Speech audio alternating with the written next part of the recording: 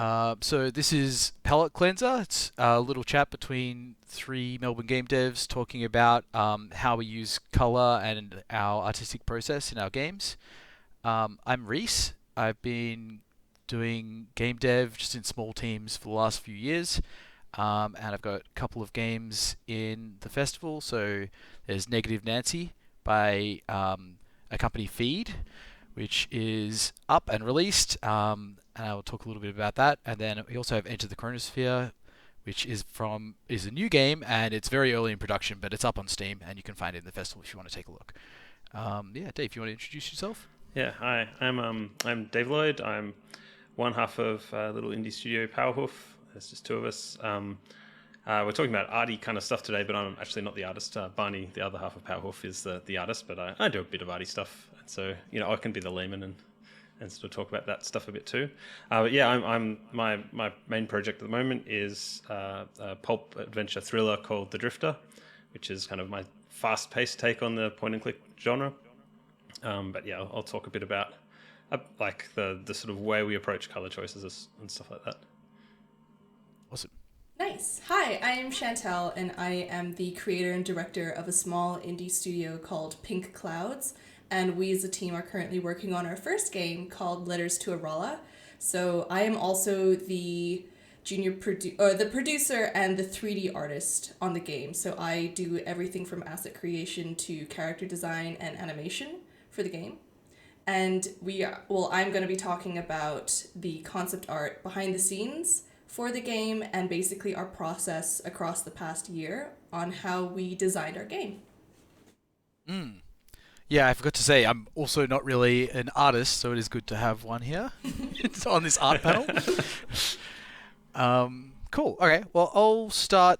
I'll just introduce this game, Negative Nancy. So I've got it up here. This is just the trailer, just showing the art style. So, yeah, like I just mentioned, I'm not really an artist by trade. I'm more the programmer and producer for Do you want to share that to company? us too, Reese, so we can see what you're talking about? Yes, I really should.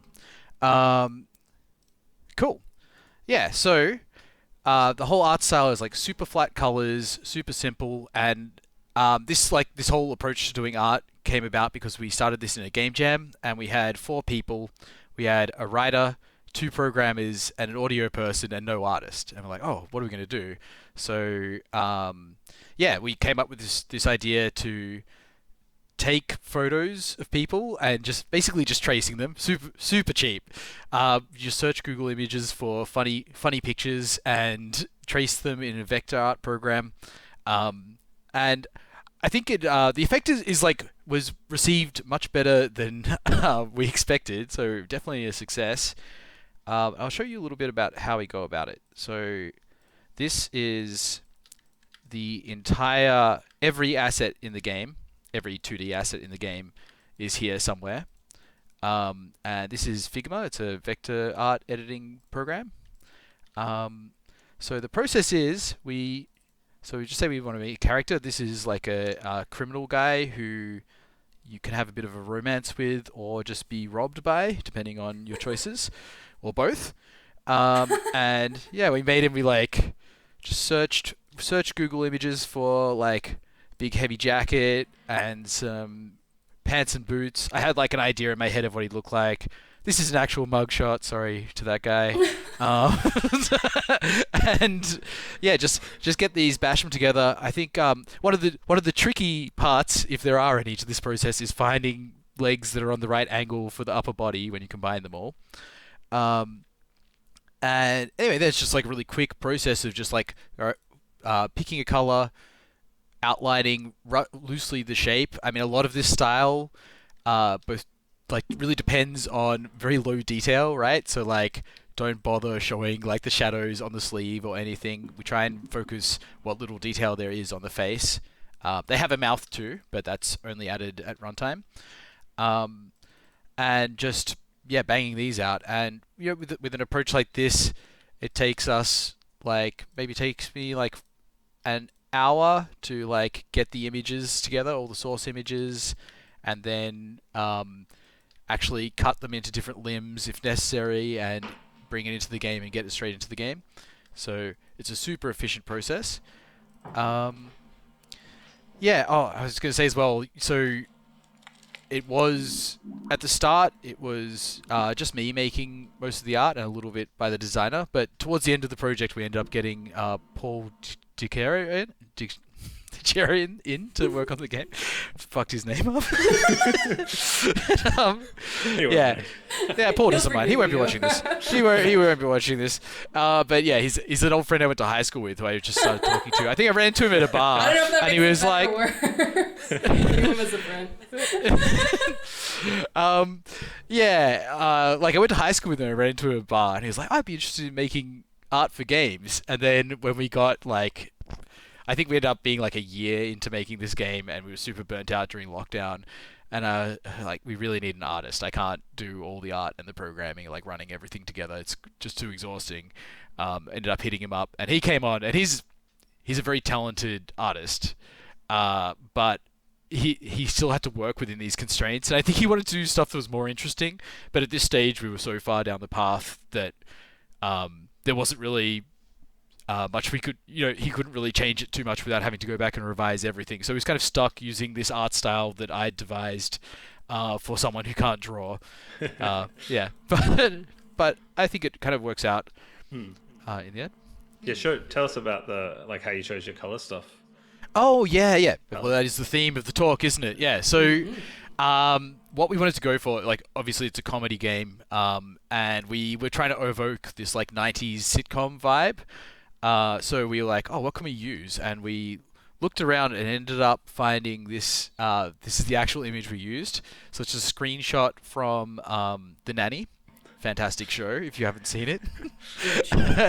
Great show. So every color in this image is just used in the game Nancy. Like basically everything in Nancy is from this image. So we have just whatever happened to be in this image, and we were very strict about this being the entire palette of the game, which is pretty limiting, especially, I mean, it wasn't obvious at the time, but like 4 greens, and it's good to have all these flesh tones, but actually not that many colors in here to use.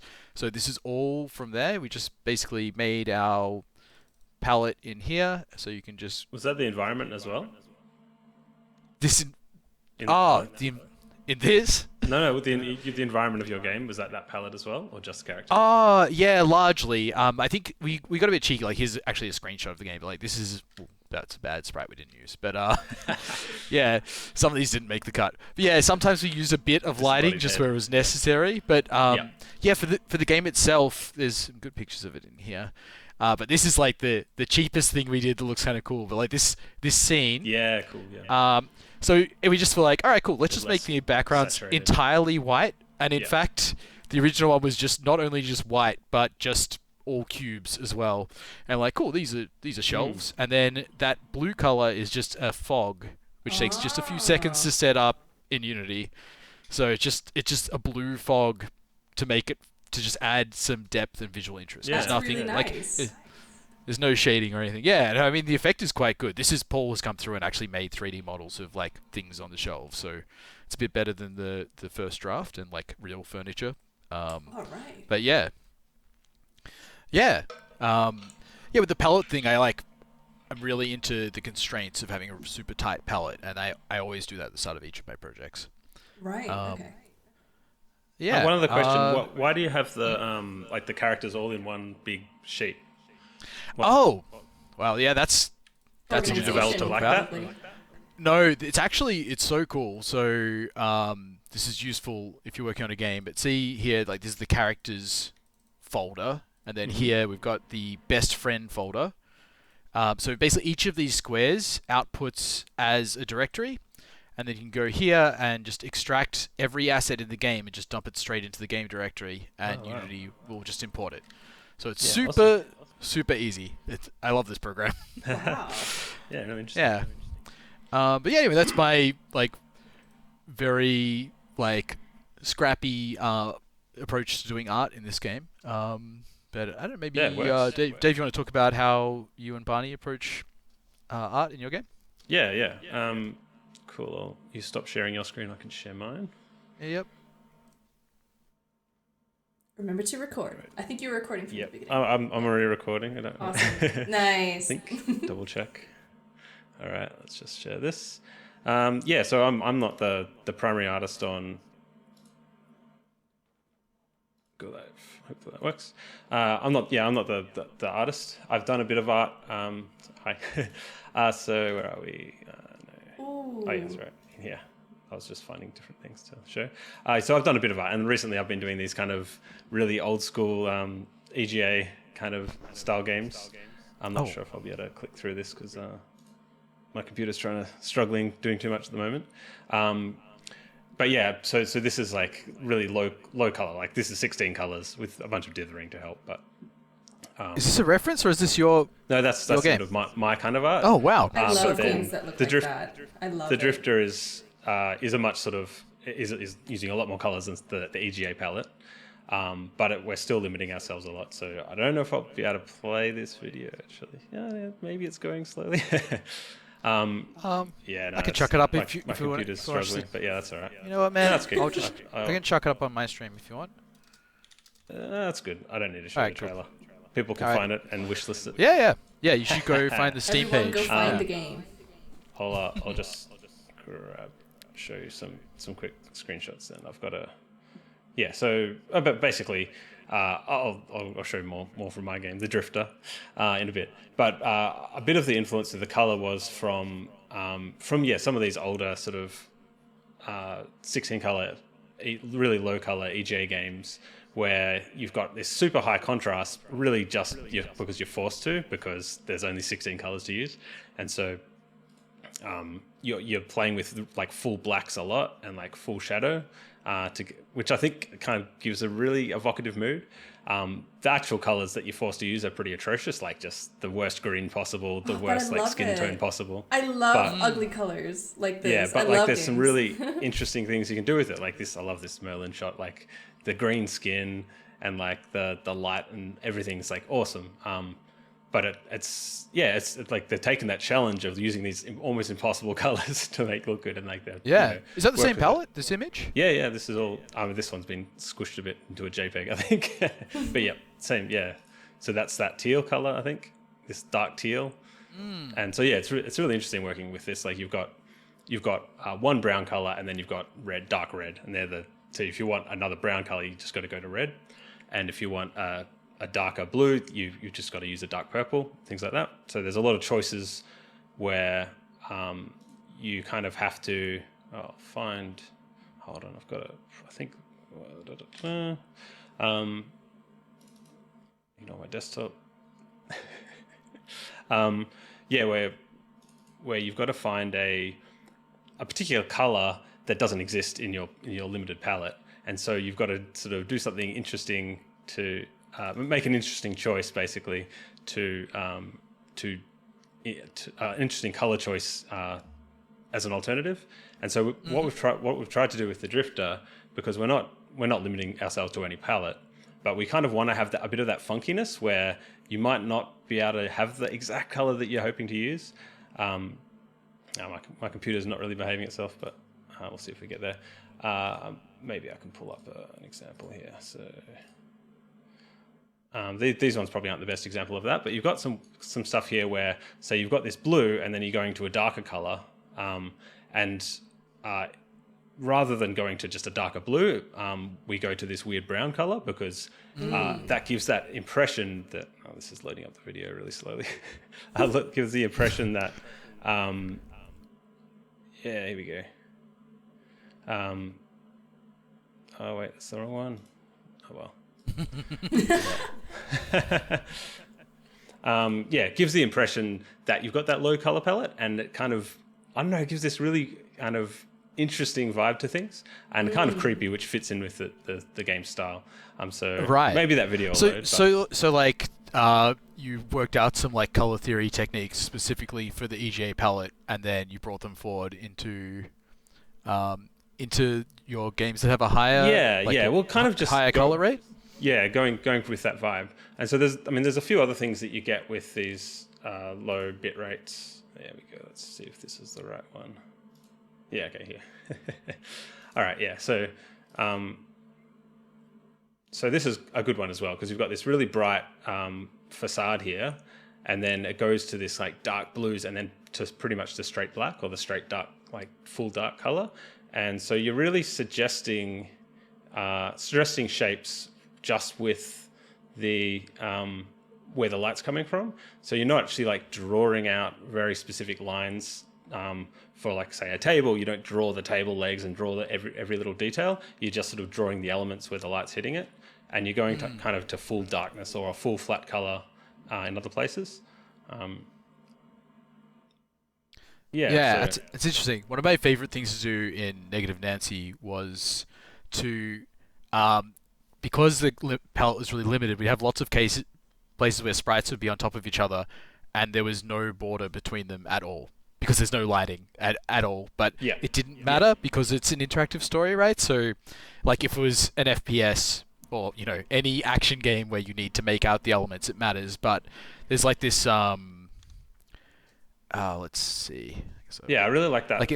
Here's an example where you've got these kind of filing cabinet things, and you're really just suggesting that there's something there. You don't really see all the details there. And same with like things like this, stairwell out here. It's not an important element in the game. You just sort of want to hint at it, and so it's really nice being able to play with this like full blacks and still have this really super high contrast. A lot of the inspiration, I guess, with that high contrast is coming from the sort of 70s, a lot of 70s film and stuff where they have a lot of really like dark scenes with like striking lighting and a lot of color and stuff like that as well. I'll also just briefly talk about, I guess, the way I get from we get to this point. So I do a bit of the art stuff. So the way I'm building the game is with a scene a bit like this one where I'll just mock it up in Sprite, which is the program we're using.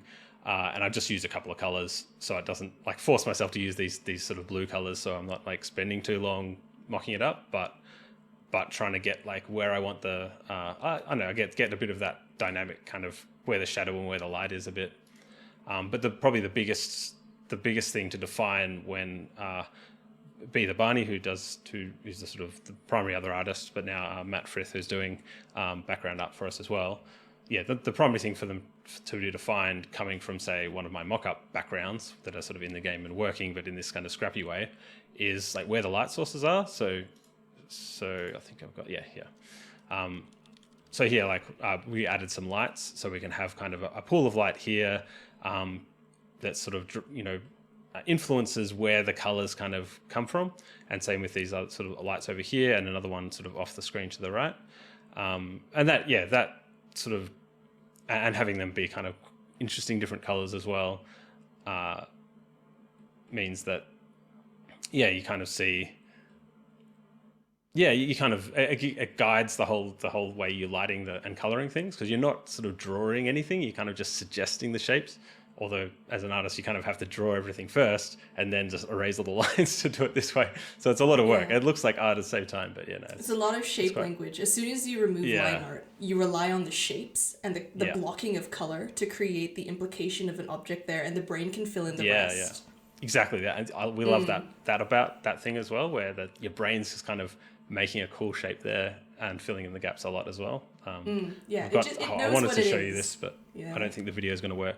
But we're playing with that in the game a bit as well. So there's some scenes where you've got a like Zippo lighter and you're in the dark and there's scary stuff around, and that we're playing with a lot of sort of shaders to make the kind of the dark shadows really gloom in on you. Anyway, that's kind of most of what I wanted to talk about really. So I'll leave my screen share bit there. Nice. Thank you so much. It's so awesome seeing both of your games. Like, they're so beautiful and like unique in different ways. Let me share my screen. Oh yeah.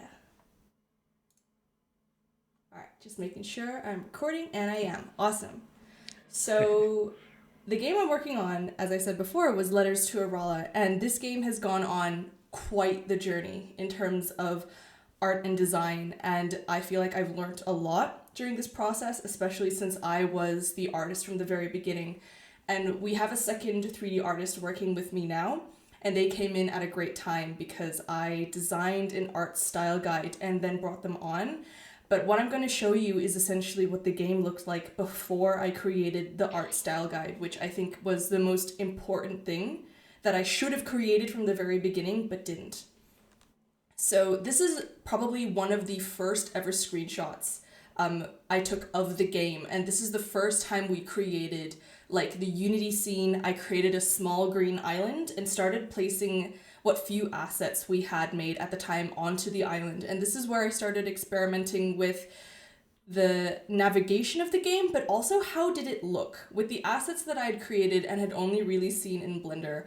I wanted to see what it looked like in Unity, fully aware that Unity lighting already is kind of bad. It just makes everything gray. So this was me tinkering with like the default lighting and trying to move towards the palette that I wanted to go for. And the palette that I wanted was like really pastel, really dreamy pinks and purples and blues and complementary colors. And like what you'll see in this presentation is like I was really struggling to achieve that look.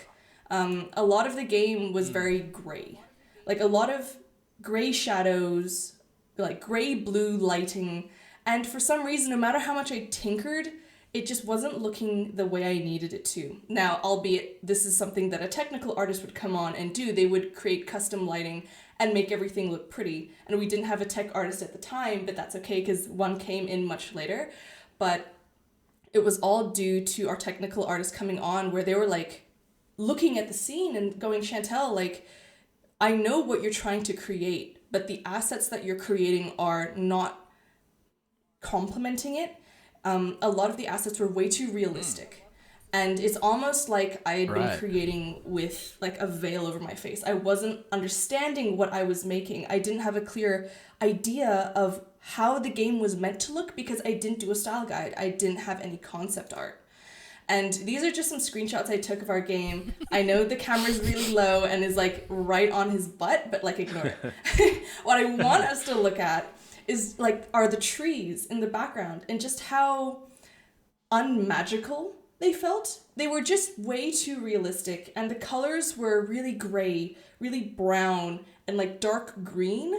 And I was creating all of these assets, and I'm like, this is what a gum tree looks like. But when I put it in the scene, why does it not have that sparkle, that like cute magical pink glow? And I'm just like, I was so confused. I didn't understand why, because I was creating just straight out of my head. I didn't have a visual reference. I didn't have a solid understanding of the style I wanted to create. So everything, like, no wonder, just came out kind of gray and blue. And here's just like another screenshot as well. And I love this screenshot for some reason because I just think it's so funny. Just how desolate the environment looks. So how did you pick the colors? How the colors you were using? How did you pick them for your? Did you do each tree in isolation? Yeah, or did what I would do is I'd go on Google Images, and research and reference is great. It's a tool that every artist should use. It's what you did when you were using Google Images to like create mashups of your characters. And that's exactly what I was doing. And I would grab a screenshot of like a gum tree, unedited, green, and that's what it looked like. And that's what I created. And I just wasn't thinking of the end product. For some reason, I was just creating an asset thinking that it would magically look really cute when I put it in Unity. And I would just create it like one for one as close as I could to the reference image. And it took me so long, months, before I realized, wait, I am that filtering process. I need to look at the reference image, concept it, and manipulate it into the style I want for our game. And I was skipping that step, and I wasn't doing it. I needed to grab the reference image, go through like an art pass with the palette I wanted to use, like the pink and the purple, like I was saying before, or these really whimsical colors, and create that. But I wasn't doing that. I was skipping that step. So when Mickey came and we started really trying to solidify what our design was and put it down on paper, which I hadn't done, we started to really see, oh, that's how I want the trees to look. And this is how I should be modeling them. I wanted the trees to have these really nice, almost unrealistic colors, but still to be distinctly a gum tree and recognizable as a gum tree. I wanted to create more simple shapes. I wanted to focus on like, if I could turn these clusters of leaves into a shape, what shape would it be? And how would I then detail that in a really minimal way? And one of our main inspirations was the style of Hanna-Barbera, which is really cool when you were saying you used a reference, Reese, for the Nanny, because that animation snippet that you took color palette from was Hanna-Barbera, where they had these really iconic, Oh, really? complementary and like well executed and well chosen colors. Like every color had to be really well thought out. And I just created a bunch of like, I researched that style and I wanted to emulate the Hanna-Barbera style where they had really succinct shape language and color palettes. And that's what I began doing. For like the first time, like 6 months in, I finally decided to do this. I should have done this right at the very beginning. I would have saved so much time. So I looked at like core shape language, core color palettes, and trying to simplify them. Simplify and simplify.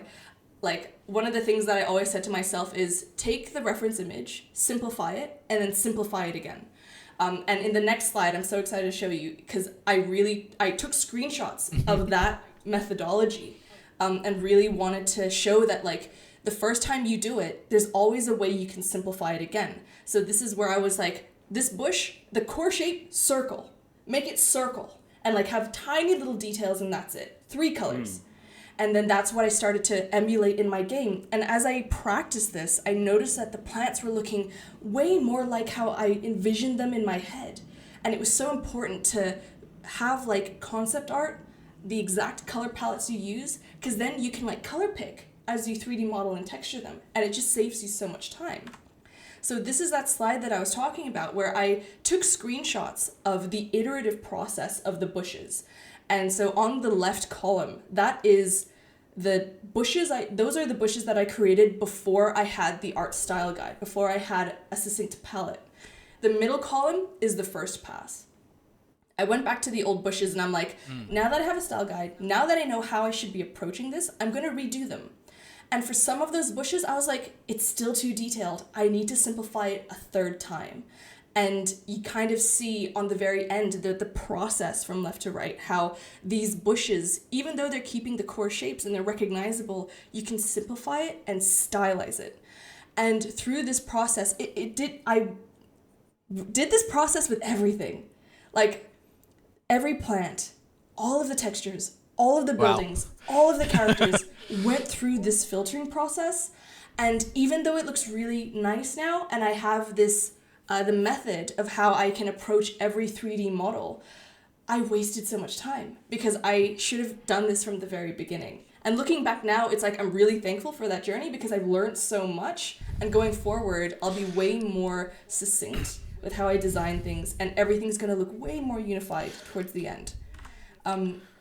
Yeah. Is it also a lot easier to produce these simpler assets, or about the same? So much easier. And so much more easier, fun. right? That's it's more the fun best part. You can play with color. Now that I've released myself from needing to make things like picture reference perfect, I can now play with color. It's like I've released myself. I was way too scared to do that before. I thought the only way to make a gum tree look like a gum tree is if I made it exactly like the photo reference. And part of that is true. There are key elements of every like object that you look at that should be consistent if you want it to stay recognizable. But there's so much space for like creative freedom. And I was limiting how much creative freedom I gave myself. And then once we created that style guide, I'm like, wait, this should be so playful. I'm the only person that can make it look really colorful. And it's down to understanding the style that I'm trying to capture. And all of that was achieved through creating the style guide. And now that I have this understanding of the process, every time I do concept art for something, I make sure it's really colorful. I want to design what it looks like when you see it in the game. Like, this is how I want it to look. These are the color palettes I want to use. These are the inspirational reference images. And again, all referencing a screenshot. So I no longer look at a screenshot and think I need to stick to this. I look at a screenshot and I'm like, how much can I change it? How much can I push the design and the color to be really magical, to really capture that original vision I had for it?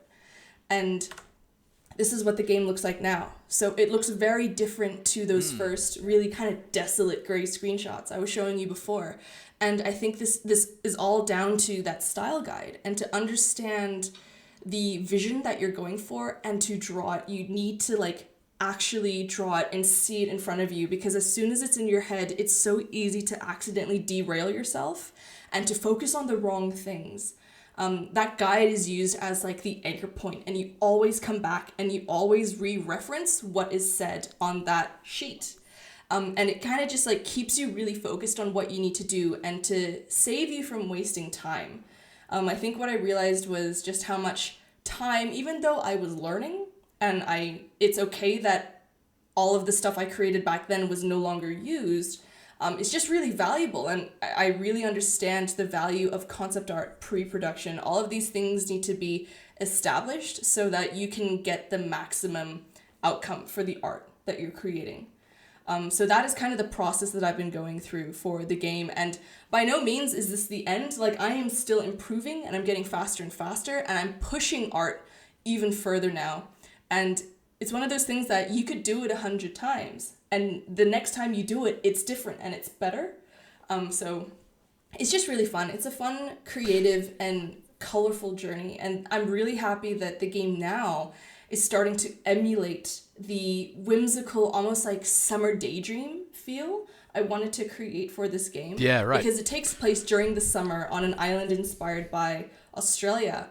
And I wanted to get that and almost put like the filter of nostalgia on top of it, and to make things be iconically Australian, but also like a little bit of fantasy, a little bit like, oh, that's just kind of magical. Like, it's so pink. You never see Australia look so pink, but I wanted it to be pink. I wanted it to look like so cute, and like everything to be like rotund. Like, all of my buildings are rotund. Like, I kind of like made them barrel shaped through the center to like round off any hard edges.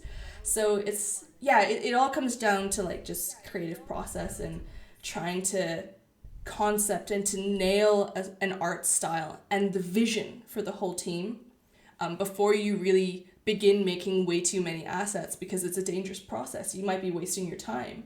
And the team needs to understand that vision that you're going for so that they can create stuff that complements that vision.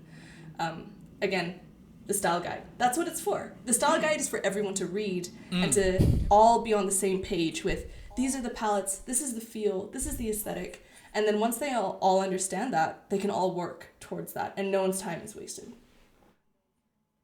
Do you have other artists on the project? I am the main concept artist. However, Bailey, who's come on in the past 3 months, has also been helping out with concept art, which is really fantastic, and it helps keep us both on the same page. And we can always like iterate on each other's designs. Usually it's already done quite well because it's really clear the aesthetic that we're going for. But yes, I have Bailey Mogensen, who is a fantastic 3D artist, and I studied at university with him, and he has been helping me with buildings, with plants, with like the architecture of the island. Like, he is just really dynamic in all of these different ways. And because of that style guide, that was the first thing I made him read. I'm like, thank you so much for helping me with my art. Read all of this first, and then we can begin. Just so he knows straight off the bat the aesthetics that we're going for, so he can already begin to be in that mindset of design. And yeah, so that style guide was not what was originally just for you. You made it even though you were just working by yourself on the art, and then gave it to Bailey when he came on? Because I was working by myself, I thought I didn't need a style guide. I thought it's all in here, and that's all I need, right? It's like, it's all in my brain. I can just create it, and like, look at where that got me. I like I said before, it's like I wasn't seeing what I was creating. I was looking at a reference image and just mimicking that. And the style was missing. The whimsical aesthetics were gone. And I needed that style guide to like kind of wake me up and be like, no, this is what I want the game to look like. I always need to refer what I want, like refer to the guide and be like, this is what I want the game to look like, and don't forget. Like, because it's so easy to forget, and you're like, oh, I can just make this look a little bit more detailed, or, oh, I can paint 100 leaves on this, and then when you put it in the engine, it looks crap. Because the game doesn't play nice with way too much, like, tiny detail, because from a distance, it looks pixelated. There's, like, so much to consider. Yeah, it gets really noisy. Like, adding assets into Unity, because there are certain things that Unity just won't play nice with, and that style guide is a constant reminder to, like, simplify, and then simplify it again. And then you can capture that aesthetic. Did you notice, like, the value, the brightness and darkness of things in the sort of 3D textures, do they have to go down quite a lot? Like, do you have to sort of, I mean, that I guess that when from the early ones they were very noisy, at which there was a lot of contrast and a lot of like dark and light within, say, a single leaf or something like that. Is that kind of part of what you kind of have to, I guess, make work in across the board in the same, just have them all balanced in that same kind of style? Absolutely, because like when I was creating those trees, like the first time, I'll go back. Like, let's go look at them again. Yeah, I mean, it kind of looks like you're taking Yeah. Google images and like made a Photoshop image with where you stuck them on. And again, it comes down to illustrated experience, example right? of it. Yeah. Yeah, it's like the first time someone models a tree, it's going to look bad. But when they model it the 50th time, it's going to look a lot better because they're experienced with it. And I had not really modeled trees or plants in lead up to this game. Maybe the occasional like pot plant, but I'm now creating like meter tall eucalyptus trees. It's a different process, and it's not something that I had trained myself with, and I didn't know how Unity would play with it. So I would be over texturing the leaves. There would be really high contrast. The color palettes were really muted, and it was almost like me warming up. I had to like train and practice and be like, okay, so this is what it looks like when I add this much detail and thin, tiny little branches, and look how grainy and pixelated it looks. I had to see what it looked like ugly in order to understand what I needed to change to make it look pretty. So now that I know that this is way too detailed and Unity doesn't play nice, when I do the trees now, they're like huge swaths of color with like one other color in it. Yeah. The like leafy details are just like 4 little dots that I add around the edges, and that's it.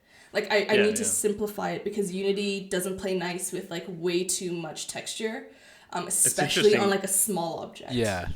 Coming from the pixel art background, it's sort of similar where you really have to, there's a sort of a minimum amount of detail that you can ever try and put in because do pixel size, you're limited by the size of pixels. And so when you try and be too detailed, you just get this very noisy looking image. And so you kind of have to exaggerate the bits you want to exaggerate and then leave out the bits you don't want to, because they'll just be noise.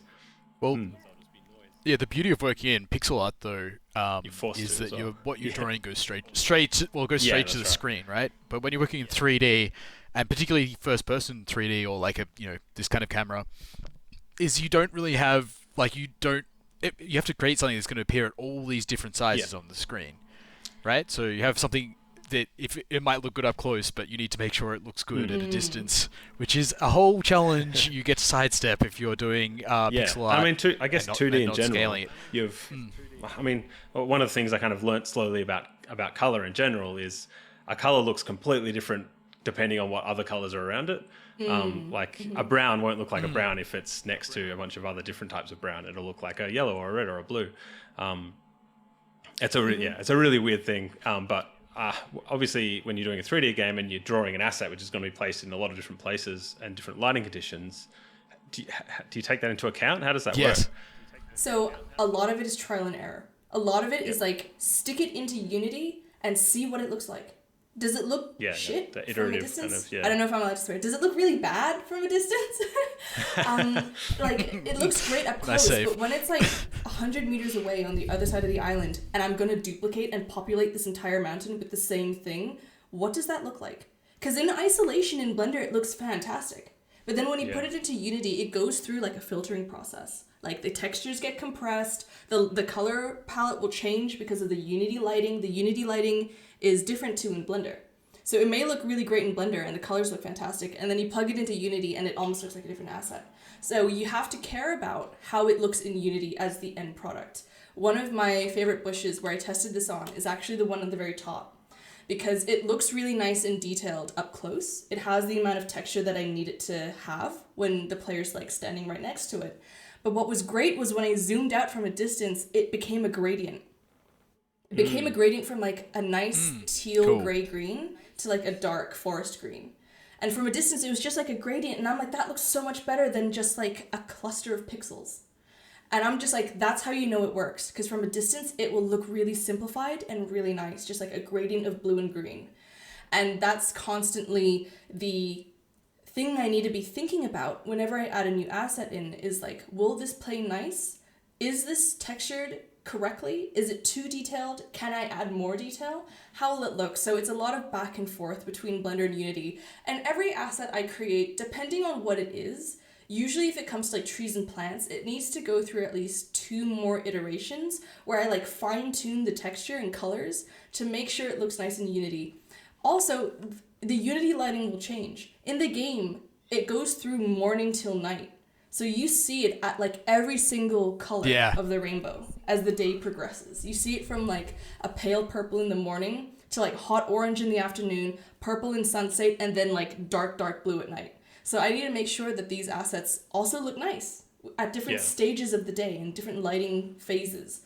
And it's just stuff that you grow to be accustomed to through doing it over and over again. Like, I wish someone told me this right at the beginning. Thank you, Mickey, for being the one who told me this and telling me all these things to look out for, because I didn't know that these were the things I had to look out for when starting out. So I was just kind of bumbling in the dark. I was just like, I guess it'll work. I'll fix it in polish, maybe?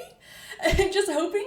But no, it turns out you can't fix these things. You have to do them right from the beginning and make sure that it just plays nice with the environment and that you're considering these principles of art from the very beginning. I just didn't know what those principles were. I had to be taught that. And now that I understand it, I'm like, of course. Of course. Why didn't I think of this before? But that's just the nature of like learning. And it's okay to make those mistakes. And I've learned so much. And it's just really fun now. Now I get to have fun. Now I get to see everything look pretty right from the get-go. It doesn't look gray and drab anymore. It's colorful. And it's exactly how I want the game to look. And I reckon it's going to look even better in a year's time. I'm going to keep learning and I'm going to keep applying the things that I learned to make the assets look even better and even cuter and even like more dreamlike. So it's really exciting. Yeah. For sure. So how do you work with your tech How artist? do I work with them? Yeah, was that just getting advice, or is he part of our the team? technical artist, Mickey, I actually studied with Mickey as well. So a lot of the people currently on our team are people that I studied with. And Mickey is just really great at working with technical art. It's what they do professionally and have been doing technical art for years. Yeah, is he and they came on. Making shaders, like redoing lighting, doing all of the, like they're redoing our water at the moment, which is why I created this concept art, because they were like, all right, Chantel, how would you like the water to look? And I'm like, let me do that for you. Like, let me do cool. the concept art for you. And then I handed this to them and I was like, is this achievable? And they were like, anything's achievable. So I'm like, hell yeah. So nice. this is the kind of stuff that they do. They needed to see the vision. They needed to know what was in my head so that they could emulate that and create something accurate for it in our game. And I work with them just like back and forth. They've been teaching me a lot. So a lot of it has just been like them teaching me and me being like, oh, I didn't know that. Show me how to do that. And then I'll do those changes, plug it into the game, and like, ta-da, it looks really good and it works with their shader. Because they redid all of the lighting, they redid all of the shading, they redid like the terrain and how the terrain textures look, the grass, the water, all of this. The day and night cycle was them as well. And so all of these huge, like, colorful detail aspects of the game was heavily influenced and learned from them, because they are way more, like, understanding of the art pipeline because they've been working in the industry for so long. And I had only just begun and I had not worked with a professional team before. So while I was kind of stumbling in the dark, they were like, oh, this is what you need to do, Chantel. You need to create a style guide. You need to have reference images, understand what your core aesthetic is, put it all into one document, and then everything will be easier. And they were right. Everything became so much easier after that. And it almost seems silly now, looking back, how I just thought, I was so egotistical. I'm like, it's all in my head. You know, it can't be that hard, right? But it is really hard. You make a lot of mistakes when you don't have something to anchor you and to always refer back to. Yeah, and because of that, the game now looks the way it is, and it's so much better for it. Yeah. Awesome. Yeah, Dave, do you have a style guide over at Powerhoof? No, just in Barney's head. Good. Yeah, I know. Well, no, we do, but yeah, it's, we it's definitely. it's basically a notepad document. Yeah. Of things to avoid and things. That's all you need. Yeah, I didn't even plain, and a lot of plain examples. text. and Perfect then for art. a lot of iteration on. So when we brought Matt on board to do background art, and even still, like there'll be stuff he'll draw it, and Barney will do a pass over where he might push, like a lot of the time, at least early on, he'd get Matt's background, which would look great, and all the colors would look nice, and Barney would like make some of the colors look worse, like look a bit more like funky worse. and off to the off into a bit of a weird color, because that gave it that like low color vibe. It's kind of a weird thing to try and communicate as well. And similarly with so Matt did a lot of like very good pixel artist renderings of things that looked really awesome and very pixel arty, but weren't that kind of flat color suggested like form and shape. And so there was a sort of learning process there, iterative kind of thing of a back and forth there, to establish that. But it wasn't so much a style guide as a like big document or anything like that. It was just a bunch of like, try and do it more like this and less like this kind of things. And we're probably still like changing as we go. No, that's okay. Like it constantly needs to be updated. I think it needs to be updated and iterated as you begin to refine the style even further. You bring new people document on, and you're like, I want, exactly, like any document. It's like, I actually think it would be better if we did this instead, and you put it in the art guide, and that becomes the source of truth. And you're like, okay, this is how we're going to do it from now on.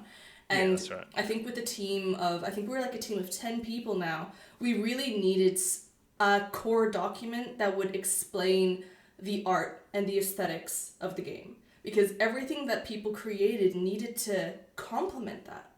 It needed to all feel coherent and concise. So I think that was really important to have something with like visual examples, like this is how we're going to do all the bushes. Shape language. What is the shape language? Wumbo, spherical, no hard edges, just like key points like that. So if ever we were unsure, refer to the document, that's the source of truth. And then it keeps you back on track again. It realigns you. And it just makes everything way more streamlined. Cool. For sure. Yeah. Yeah, wow. Well, sounds like a pretty professional operation you've got going over there. Hopefully it stays that way. Yeah. But I mean, it was like I said before, I was very amateur. I thought I knew exactly what I was doing, and you never know exactly what you're doing, especially when you're beginning. There's always something you should be learning. There's something you could be doing better, and all you need is just like that one, like almost like a mentor voice, someone to just be like, oh, Chantel, actually, you should be doing this because this is what people in the industry are doing, and it works really well. And I just didn't have someone to tell me that, so I just thought what I was doing was right. And what I was doing was just doing it all in my head, which I've learned is not the way to go if you're trying to create something that is visually very striking, I think, and not my usual style, by the way. Like, no wonder like what I was creating wasn't looking right. It's because this isn't what I'm used to doing, and I'm learning how to model in a more stylized way. And I really like the direction it's going in, but I needed to have something to anchor myself to. Yeah, I think all three of the games, they've got a very unique sort of, or at least, very striking look. And they've, I think that something I guess I suggest to a lot of other developers is to go for a look where you're really going far down one direction, not kind of trying to homogenize or kind of shave the corners off the rough bits. You want to look interesting, and that's the kind of most important thing. So having a very strong style is really important to that. I think that I kind of use that as a cheat, like the way I talk about the art in Nancy is we call it leaning in. Absolutely. It's like all right, we're not good. No, it doesn't apply to your games, but for us it's like, all right, we don't really know what we're doing, but we can make this look all right, so let's just lean in 100% to this, keep it super simple, and then like we're showing the game, right, people are like, wow, the game looks great. I'm like, that is not what I expect people to say, but I'm very, very relieved.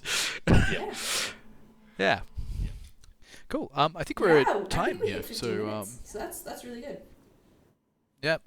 I think we're done. So goodbye, everyone who's watching us. One last question. What's your favorite color race? Like a really nasty bright yellow green.